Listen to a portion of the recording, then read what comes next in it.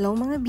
Heto na nga, nung July 29 pa nga to at nag-crave kami ni Ata ng shawarma. Wala namang malapit, so nagluto na lang tayo. So tayo nyo nga lang dyan, sibuyas, bawang, tapos ilagay nyo na kung chicken or beef, pero chicken muna yung inuna namin. Nilagyan ko na pala yan ng soy sauce, oyster sauce, tsaka paminta. Hindi ko pala sure kung tortilla bread or pita bread yan. And yung ginawa ko nga ang garlic sauce, ilalagay ko na lang sa comment section kung ano yan. Naglagay na nga lang kami sa tortilla or pita bread ba yan ng cheese. Meron din tayong pepino, sibuyas, at tsaka kamatis. Bahala na nga rin kayo kung anong mga gusto nyo ilagay. At yan nga yung chicken at huli na nga natin yung garlic sauce. Kung papipiliin pala ako sa beef or chicken, mas masarap yung beef. Pagpasensyahan nyo pala yung boses ko kasi may isipon pa ako ngayon.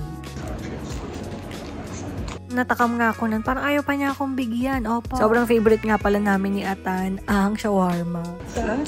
Sarap? Parang shawarma din ang ano. Medyo matigas lang din yung pagkakaluto ko dun sa chicken. Pero masarap pa din naman siya. Pero kinabukasan nga, bumili naman kami ng beef. At nagulat kami, aba, mas masarap pala. Tapos ang ginawa pa namin, shawarma rice. Diyos ko lalo nang napakasarap. Ito nga pala yung cooking serye natin. Yun lang mga B, try nyo na din. Bye!